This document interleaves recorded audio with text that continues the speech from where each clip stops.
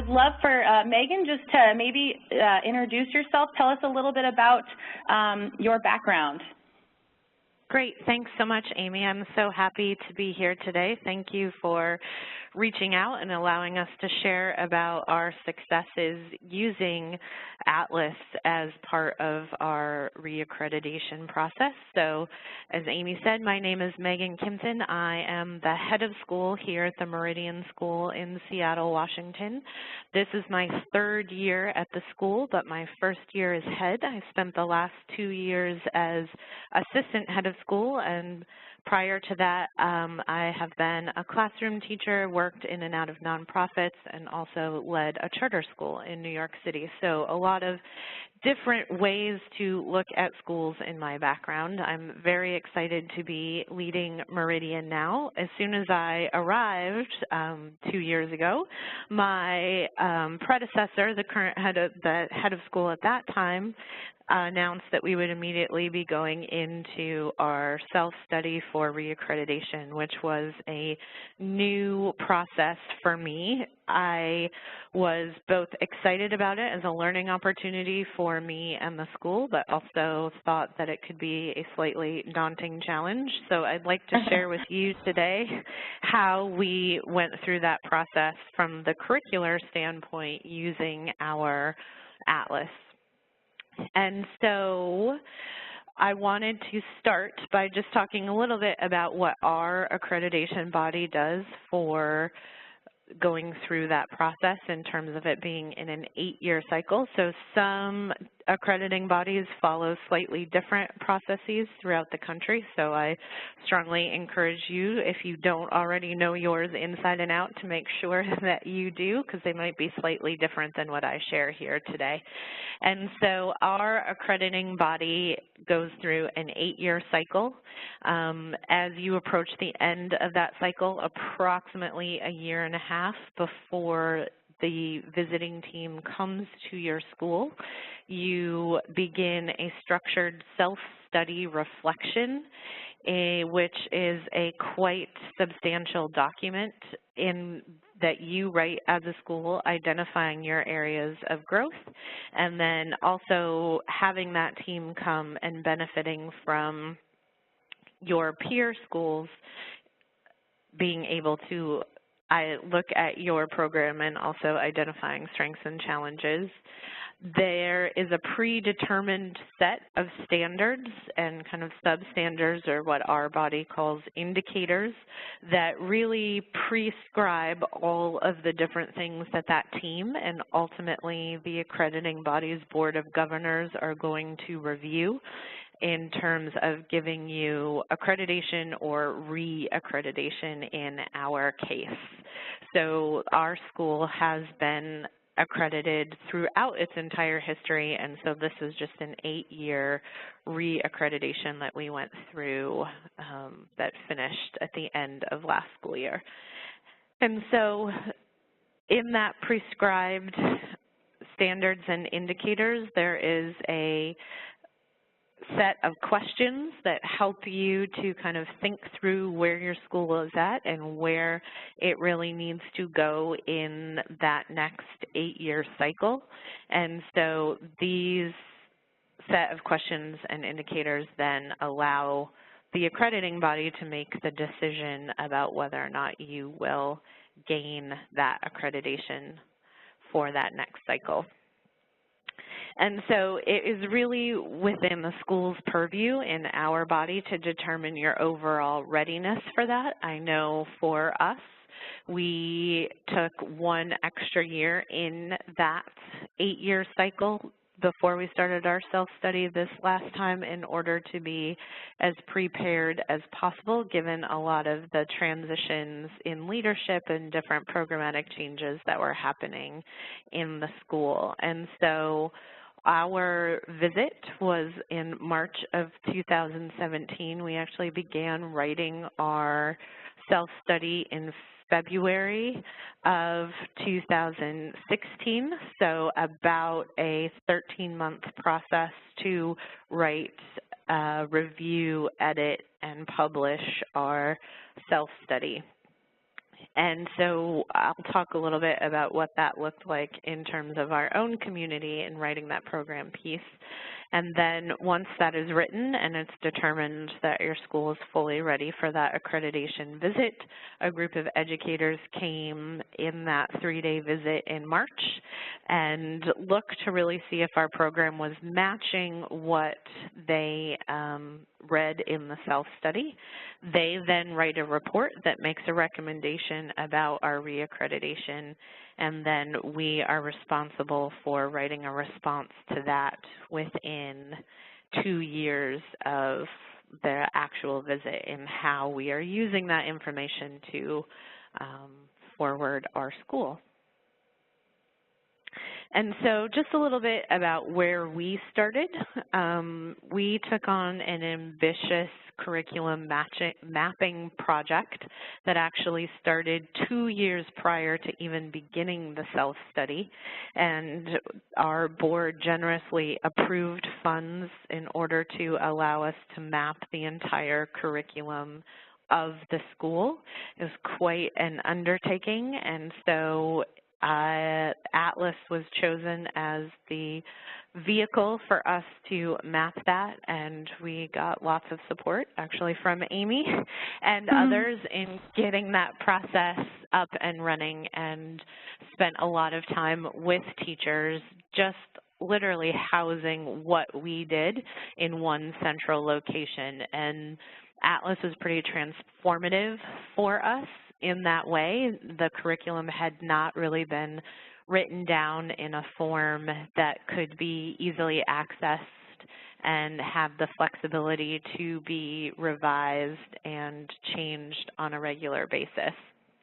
And so really not only helped us in this project, but was a catalyst in allowing our curriculum to move ahead in a lot of great ways over the last few years. And so it was really a 2-year process in the 2014-15 school year and 2015-16 to really map the entire math, science, and social studies curriculum. We were in the process of adopting a new literacy and language arts program, and so we put that on the back burner while we helped start getting that up and running with professional development and helping teachers start to plan that. And so as we implemented the writing curriculum in 2016 and 2017, we really focused on putting that into Atlas at that time. And then this year we're really working on mapping. And then I think a great piece of this is also that we are starting to cycle back and look at what major revisions are going to look like in content areas, kind of one step at a time. Great. Megan, I just had a couple questions actually come in as you were sharing kind of your timeline. The first question was, how did you approach mapping the subjects? Did you spend like 1 year and have everybody map math and then the next year science? Were teachers mapping them all at the same time? What did that process look like? Sure. So that process actually started the year before I arrived at the school, and it really was just because of the sheer volume was a let's put everything that we currently do in right now and come back and revise. In hindsight and after coming on, I would probably recommend building one at a time. I think that would help overall with some investment. It was a huge workload for our teachers, and through kind of the funds that we were able to receive from the board, we did compensate them for some of that extra time. However, doing all subjects at one time was a huge lift, and I think that doing one, building it at a slower pace would be helpful. So thinking about when your accreditation visit is, I also think that when the visiting team was here, they appreciated seeing a lot of it in progress and liked to see that we were thinking about it as kind of more of a stepwise project. So if you're thinking about trying to get everything done before they come, I think there are also advantages to them seeing the system being built, the curriculum map being built in Atlas as you go. Yeah, that's definitely a great point. I know when we work with schools, that kind of push to get it all done sometimes causes a lot of stress, and as we know, that the curriculum development process is always evolving and changing, and so it's okay for that accrediting body to see that. One other question came in through that chat window. Just want to remind everybody they can use that chat window in the top right of their screen to ask questions for Megan throughout the whole webinar. The question came through, were teachers writing the curriculum themselves, or was it prescribed by the administration? So we have a little bit of both. So we use a prescribed out-of-the-box, for lack of a better term, math program, but we still ask them to map that. And then social studies and science are a bit more organic in that teachers are writing that curriculum. However, they had already done a lot of that work ahead of actually mapping that into Atlas, so it was more about consolidating kind of that binder mentality, for lack of a better term, into into the online system that is Atlas. Okay, great. All right, thank you so much for answering those questions. I'll keep them coming as they come in, Megan. Great.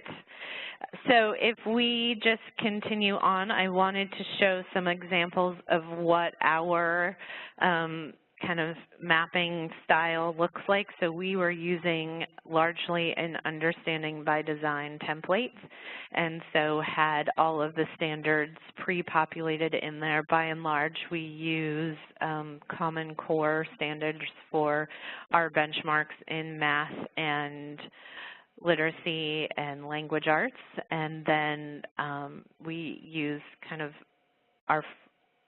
a variety of different standards groups, the NGSS and some other standards that are more geared towards our specialists' content areas, and I think that's another great piece of Atlas is the way that you can integrate and kind of move across those standards so that that can be seen throughout our curriculum maps of how everything kind of ties together. I think that was another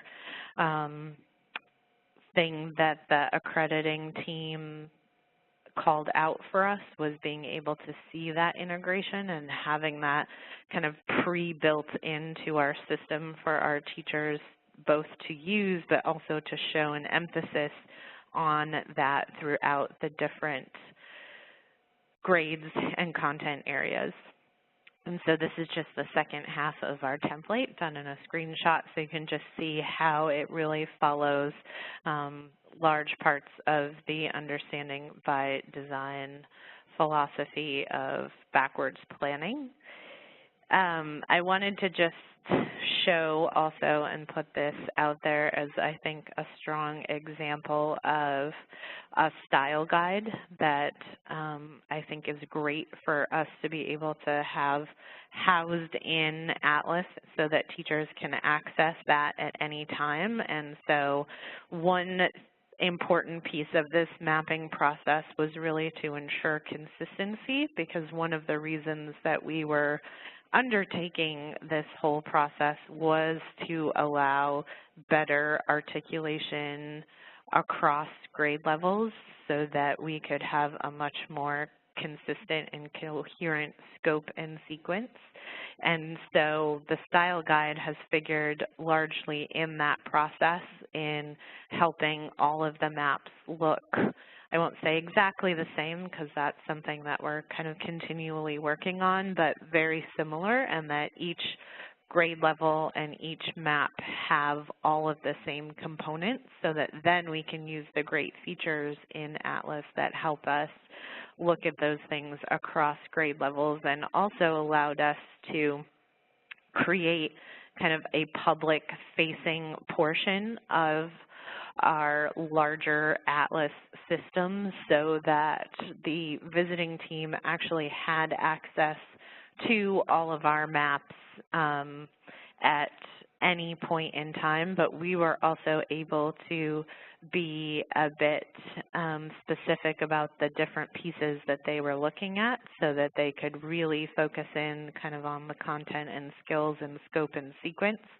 but had access in this way, but we were able to kind of control the pieces that they were able to see, but also gave them huge amounts of visibility into those most important pieces of Atlas that would help them best come to their commendations and recommendations for us when it came to curriculum. So another question just came in about the style guide. Where did you get this style guide? Was it something that you created yourself in-house?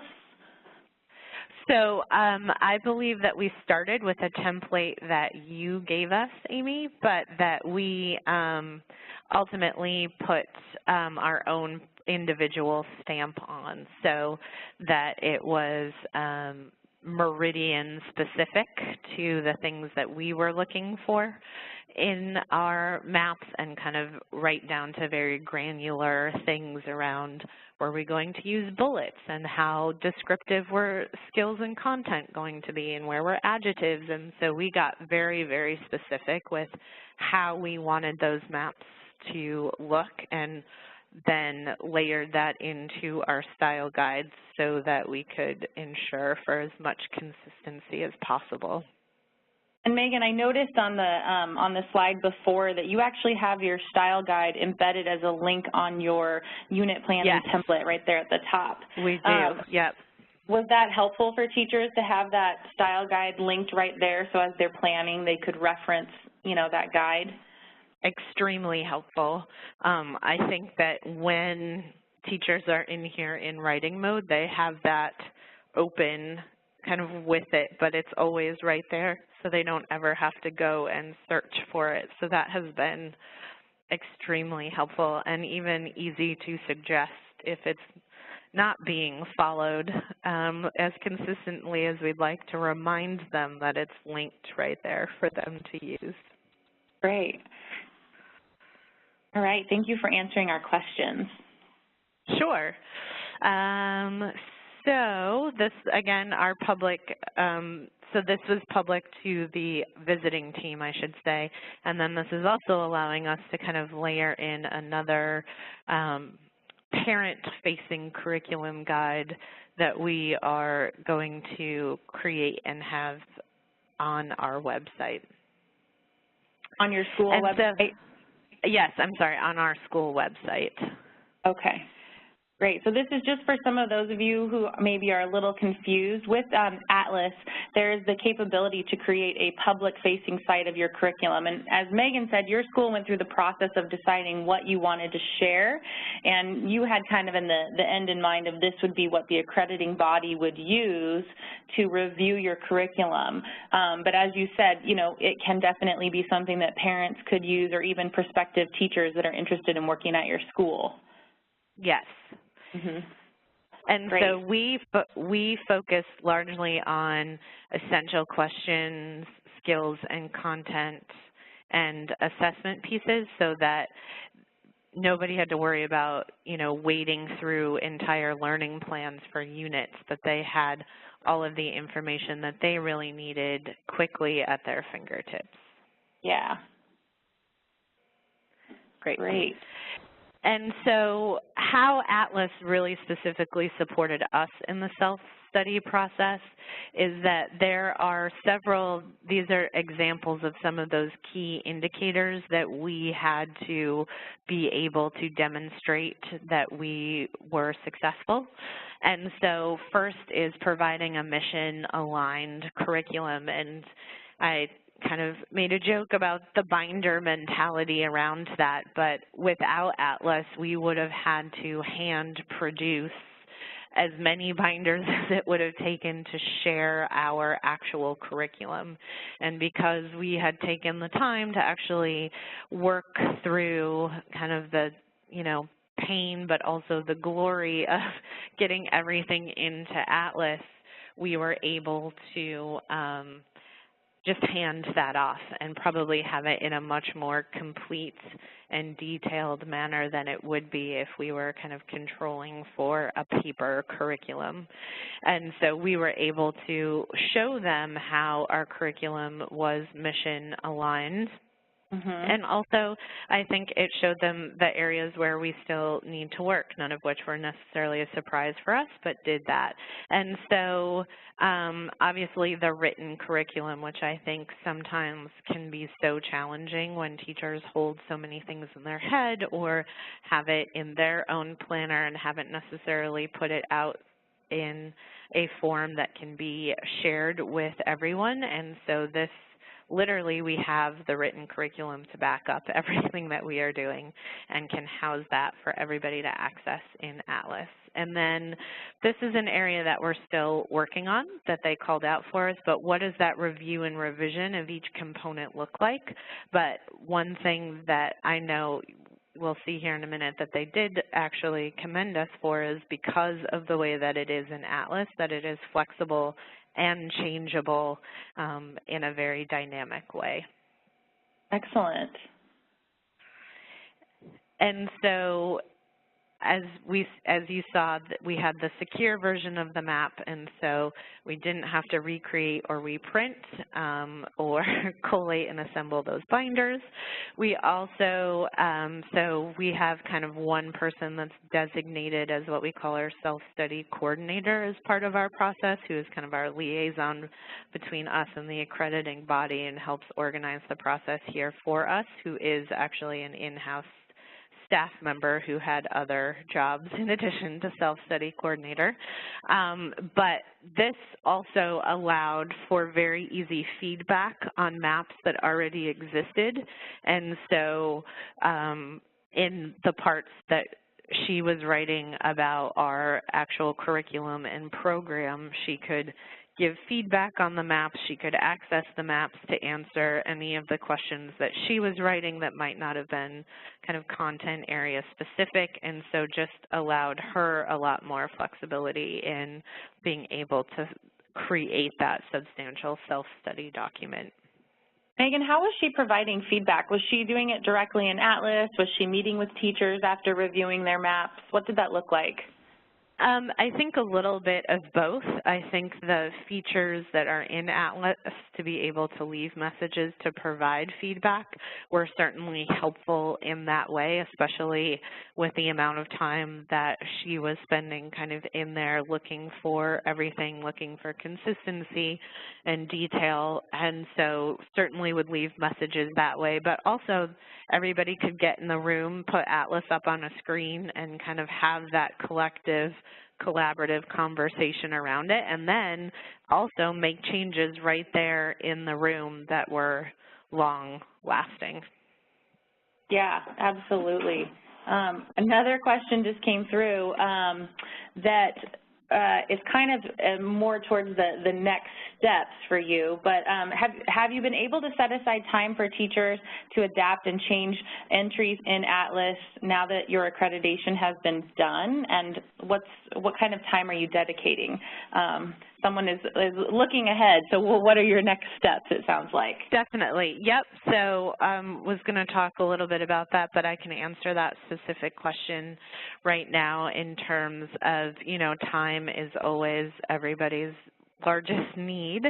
And so in thinking about these things and me moving into head of school and having a new assistant head of school, really looking at where are the times and places that we can do that. And so my assistant head of school has kind of restructured planning time with the teachers so that they are more specifically looking at different content areas, have Atlas open right there, and are making changes kind of as they have the conversation. And so that was one of our goals all along, was to make Atlas a more dynamic piece of what teachers, or I should say how teachers are planning curriculum, both on a daily basis and a unit basis. And so we're also looking at times like staff meetings periodically being kind of what we call like Atlas work times or collaborative planning. We've done work at some of our professional development days. We'll take chunks of those and work on a specific piece of curriculum planning and then give teachers time to actually make the changes and revise Atlas. So we have to be really cognizant of making the time for that to happen and kind of holding people accountable for that so that those changes do happen on a regular basis. Yeah, another question came in, and this is one that I think we hear a lot, and I think definitely is something you could speak to. You know, kind of wondering how teachers felt. Did they feel like mapping was a good investment? You know, were they able to see how it helped with the accreditation process and helped them as teachers, or did it feel more like kind of something that was coming from top down in terms of accountability? Right. I think this is kind of a constant struggle in this area. So I think it was a little bit of both. I think the way that the process started, kind of the let's just get it all in, felt like a bit of an exercise in futility. I think that now in hindsight, having seen how successful our accreditation process was and how much the team actually relied on Atlas to make their kind of inferences and decisions about how things were going on the curriculum level, definitely helped them see more investment. I think more importantly than that is now that we are saying, okay, we're going to use this all of the time, we're going to reference it, we're going to look into it, we're going to give you feedback in it. So I think it's been an evolution. I think it does feel like a huge amount of work for not a whole lot of payoff at the beginning for teachers until, you know, it's kind of that old adage of teacher action leads to teacher belief. And so the more that they use it and see how we are asking them to use it, the more that they are finding the features and the ways that they can employ it on a much more frequent basis than just a yearly kind of let's dump everything in there because they say we have to. And did you engage, you know, I guess teacher leaders or have some sort of kind of team so that you had buy-in at kind of a teacher level? We do have a team that's kind of evolving that is our curriculum committee. And initially when this process began, they were kind of tasked with getting Atlas up and running. But I think now more and more different kinds of committees are using that, and they're different leaders, and they're just, I think, and having been a teacher myself, I understand this a bit, that they're just teachers who are much more natural long-term planners than others. And so knowing your staff and knowing who really has the strengths in curriculum writing and planning and kind of going to those people as your go-to, you know, giving them a bit more responsibility because of their interest in planning, but also as kind of the cheerleaders and the you know, here's how I use Atlas on a daily basis. Those kinds of kind of early adopters, big cheerleaders are certainly helpful in the process. Yeah, absolutely. And we're, oh, sorry. I just wanted to add, we're also starting now knowing that, and kind of everybody was part of the heavy lift of getting everything in there. We're now kind of identifying those faculty on staff that are more of our curriculum leaders to do more of the work around revision and feedback and developing what our kind of cycle for those processes are going to be. Yeah, absolutely. A question came in about that first bullet on your slide, how you created a secure version of the map. How did you communicate that to the visiting team that they were going to be viewing it digitally without, like, what was that process like? So we just created that and basically handed it to them saying, here is our curriculum map.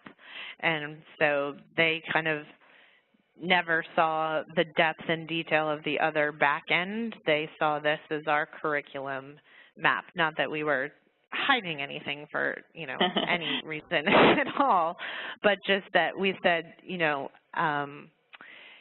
we have two co-chairs that are the leaders of those teams, and so we had conversations with them about the fact that we were going to be sharing everything digitally with them. So they relayed that to the team, and then we simply, when we sent the documents, sent links to that public-facing Atlas site. And so then they could kind of peruse that prior to coming and then had access to it to answer their specific questions as they went through their visit process while they were here. Okay, so it was embedded in kind of your supporting documents that you submitted ahead of time, all the links. We did. Mm-hmm. Yep, our body is really going to an all-digital process, and so we actually created, again, also a Google folder for all of the other documents, and then we're also able to put the link to Atlas in that as well. Excellent. Great. Okay, so I will continue on. And so really ways that Atlas was specifically part of our successful reaccreditation in terms of commendations and recommendations that we received. So you can read there how they actually specifically pointed out that our program was professionally executed with alignment and demonstrated flexibility and willingness to change is kind of the, as assistant head, the administrator in charge of this process, that made my heart feel good because that was exactly what we wanted them to see with the use of Atlas. And so that did actually feel reaffirming to those of us who were working so hard to create that consistency and coherency around the curriculum, but also I think reaffirmed for the teachers that there was a point to all of the work that we had done. Did you share kind of some of that feedback with your whole staff, those commendations? Yes.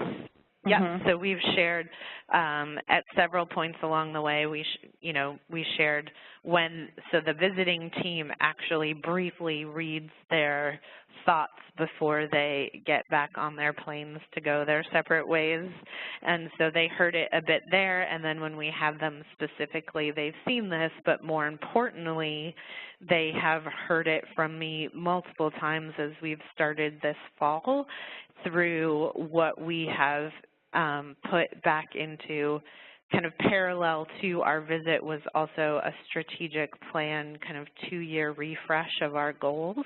And so they've heard these exact words come into our goals for this year and next year in terms of continuing this process.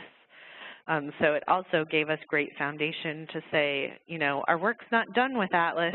We have a lot more we need to do, which leads into that recommendation that we did a lot of work around our 4 core content areas, but now kind of doing the same thing with all of our specialist areas, which were not quite as well developed on Atlas, and then some of our other programmatic philosophies around we have a strong focus on place-based learning and global competency and service.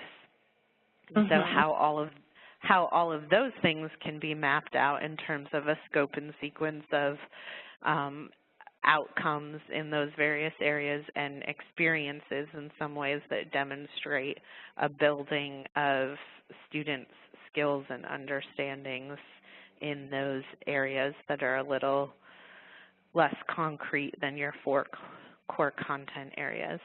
A question came in. Do you feel like the commendations really helped cement mapping as an important part of your school's process for teachers? I do. I think that both the commendations and the recommendations, because it came through, you've done a great job so far, but there's still more work to do. And so I think that also reaffirmed it as kind of a piece of our curriculum planning process that isn't going to go away and wasn't just an exercise that we were undergoing to be reaccredited, but that it was actually a process that is a best practice for good teaching and learning. Yeah, I would say definitely big pat on the back there. That commendation is amazing. I can just imagine how wonderful you must have felt, and that really just speaks to your staff and the time that they put into having that articulated curriculum. So that's amazing. How just as I'm listening to you and looking at your recommendation, what is there going to be like a little subcommittee, or is it that self-study coordinator's job kind of after this point to really kind of brainstorm how we're going to, include that other curriculum, or what it's going to look like to map place-based learning? What's kind of the next steps there?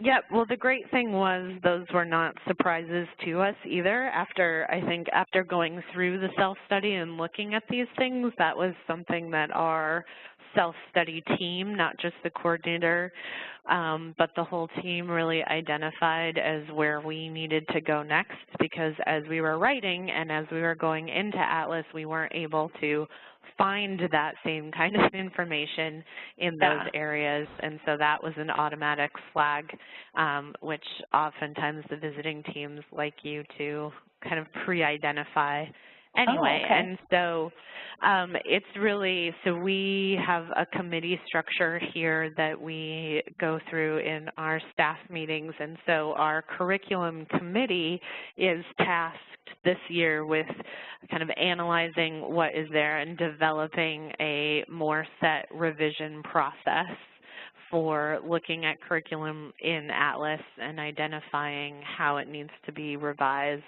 from a whole content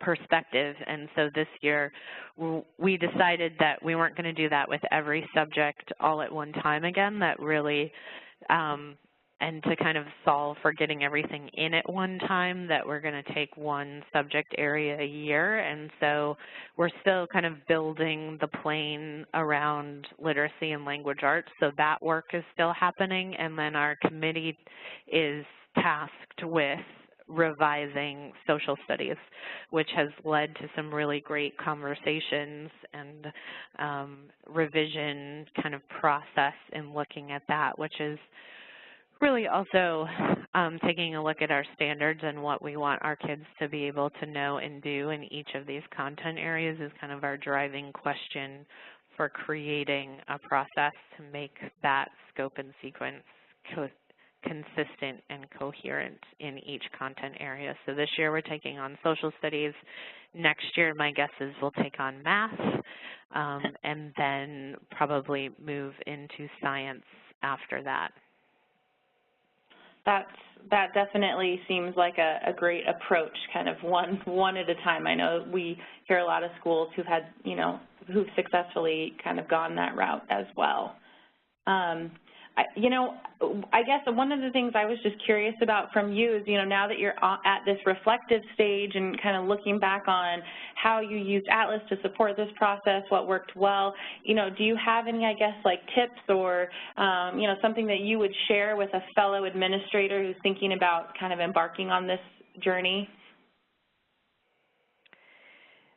I mean, I think it's around a lot of the things we've talked about in terms of don't get discouraged and don't let teachers' anxiety around a mapping process stop you, because I think that if you can be their cheerleader and show them how they can use it, the benefits far outweigh the disadvantages of kind of undertaking this process. And I think what I said before too, we started it with enough time before our self-study kind of beginning and visit that we had so much in there, but don't bite off more than you can chew. Even if you're starting with kind of 1 or 2 major content areas for mapping first, showing that really well developed within a system like Atlas is, in my opinion, would be much more advantageous than, you know, pushing your teachers at a pace that is really unmanageable. Even for us, 2 years was pretty ambitious for the amount of content that went into Atlas that first time around. Yeah, absolutely. And, you know, I would add, too, that we would hope that any school who's thinking about doing this, just as you've done, Megan, and some of your colleagues, that you would engage with us and let us know that you're thinking about going down this path so that we can really help you, you know, help support this process, whether it's, you know, the little things that you've done, Megan, such as, you know, changing your template, creating that style guide so that when you do run reports and you're pulling that evidence for your accrediting body, that there is that consistency that you spoke about. You know, we want to support schools as they're gearing up for accreditation or reaccreditation, and you know, so hopefully a tip would be working with us just as you've done over the past few years, because we love to, you know, be a partner throughout this process.